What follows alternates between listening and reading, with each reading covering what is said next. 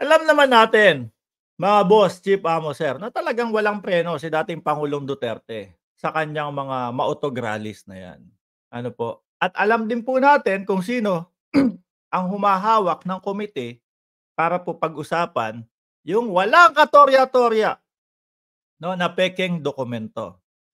Ibabaon ko po sa hukay, mga kababayan, yang dokumento na 'yan, para po sa akin peke, mga bossing, 'no? Kung mababanggit po natin na PIDEA leak dito sa ating channel, mga bossing, hindi ko po 'yun ano, kumbaga parang dahil lang po 'yun yung tinitle nila, pero hindi mo ako mapapaniwala, mga kababayan.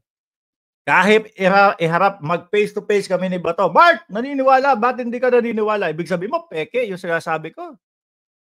"Opo, Senator, hindi po." Kahit ganyan 'no, kahit magkadikit, hindi po, at 'yun ang paniniwala ko. Yung mga ganyang simpleng bagay, mga bossing, naku po, hindi po pang senador na ano 'yun, 'no? Na at umpisa pa lang nung ano, nung hearing sa pekeng dokumento, mga kababayan, ibang klase. Bungad na ni ano, bungad na ni Boss Puncher, ano na daw po, eto talagang may nag-leak. Nasigawan pa nga po si Pransya, mga kababayan, nung sinabi niya, "Ibig sabihin niyan, wala pong existing na ganyang papel." Nasigawan yung tao, sabi ko, 'pag ako kaya pinatawag 'no, ta's tinanong lang kung hindi ka naniniwala, kahit sigawan po ako, mga kababayan, paninindigan ko po. Siyempre, naiintindihan ko naman si Pransya dun sa part na yun, mga bossing, ano? Senador yung nasa harap mo, oh, tapos masigawan ka, siyempre parang medyo titiklop ka ng onti, 'no? Pero tayo hindi, ano? Sabi dito, 'no, ni dating Pangulong Duterte, "I have full faith." Kaya lang medyo madaldal. Aba, madaldal daw pala itong si Bato ano. Buo ang paniniwala ko 'no, kaya lang medyo madaldal. Minsan kung saan-saan pumupunta yung bunganga, pero hayaan mo siya. Gano'n talaga ano. Ang naniniwala ako kung saan-saan pumupunta yung imbestigasyon nila at hinahayaan lang ni Senator Bato na talagang makapagsalita at kahit lumayo doon sa kung ano man yung dapat lang na i-topic dun, hinahayaan lang. "Si Bato, ipangako ko sa'yo," sabi sa inyo, para sa inyo 'to, mga DDS, kasi kami naman po hindi kami naniniwala diyaan sa inyong ano, pekeng dokumento. "Si Bato, ipangako ko sa'yo, ilalabas niya yang totoo." Ayun, 'no? Kung ano man yang PI na 'yan. Hindi pa din po kami maniniwala, 'no? Magtiwala kayo kay Bato. Pero po, mamamayang Pilipino ang medyo nawawalan na ng tiwala ano, mga kababayan, kay Senator Bato. Sino pa ba boboto kay Bato? Panigurado ako, mga loyalista, laglag si Bato diyan. Mga kasi gano'n po ang pagkakakilala ko sa lahat ng sumusuporta po sa mga Marcos, 'no? Ako po nabibilang ang sarili ko government supporter, PBBM supporter. Iba po, mas mataas ang antas nung, loyalista para sa akin, mga bossing. Paano po? Simula nung panahon na ang dating Pangulong Marcos Sr. Nakaupo pa, nalaglag sila, unti-unting nakabawi, ang mga loyalista po, yun po yung mga tao at supporter na hindi umalis sa pagsuporta sa mga Marcos, mga kababayan. So una, loyalista, hindi iboboto 'yan.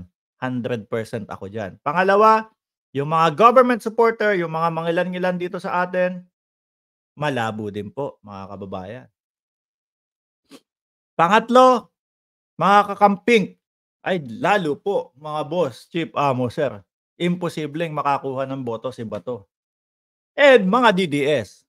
So hindi naman po ako naniniwala na 100%, kumbaga, naka-100% ang DDS. Meron po mga DDS diyan na naiintindihan itong mga nangyayaring ito, mga bossing, 'no? Kaya kung iisipin niyo, hindi din pala lahat, mga boss.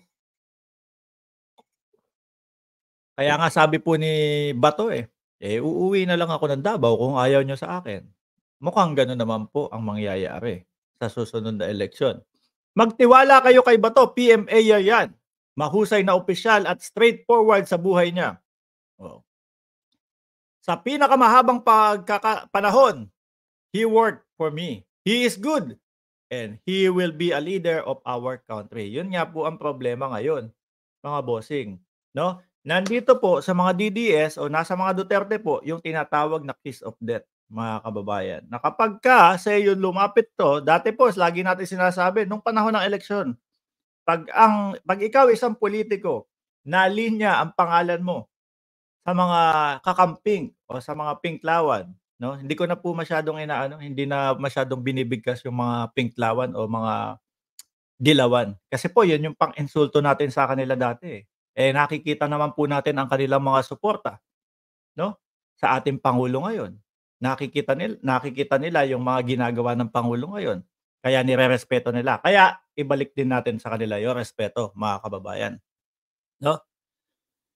So yung dati po nung eleksyon, ganyan, eh, sabi ko mga kakamping 'pag nalinya ang pangalan mo dito, eh, naku, oh, lats, otso diretso. Kaya nga diyan po na ano, nabuo yung otso diretso, mga kababayan, 'pag nalinya yung pangalan mo sa kanila. So ngayon po mga boss, lumipat po 'yan dito sa mga Duterte. Pagka nalinya ang mga ang pangalan mo, 'no, sa mga Duterte ngayon, mga bossing, expect mo na, eh, kumbaga otso diretso na gamit na doon sa mga kakamping dati, 'no? Yung iba sabi sabi nung ibang mga subscribers natin, mga bossing, eh, ano daw, diretso imbornal daw po yung mga kandidato ng ano, kaya nga po kung makikita niyo, ito na lang ang palatandaan diyan na iniiwasan na po nila yung kanilang mga pangalan na madikit sa mga Duterte.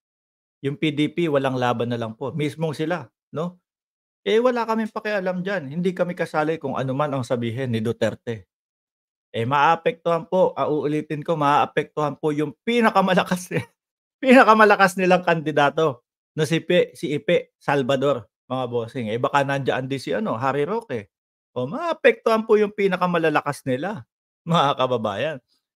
Tuloy natin. He is a good and he will be a leader of our country. Mukhang medyo malabo, ano? Malabo. He will be a protector of the people's interest. Naku po, baka protector niyo po, Pangulong Duterte.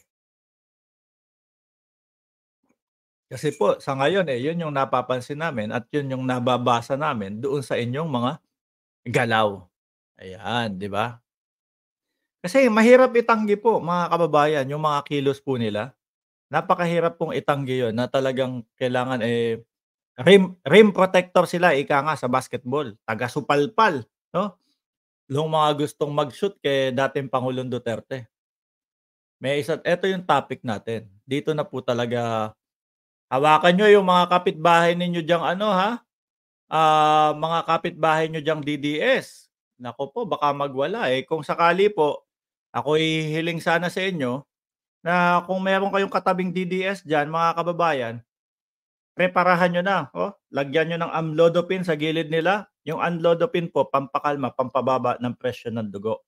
Tapos sabayan niyo, lagyan niyo ng tubig naman napakalamig, sobrang lamig, 'no, sa gilid nila para po hindi tumaas ang kanilang presyon.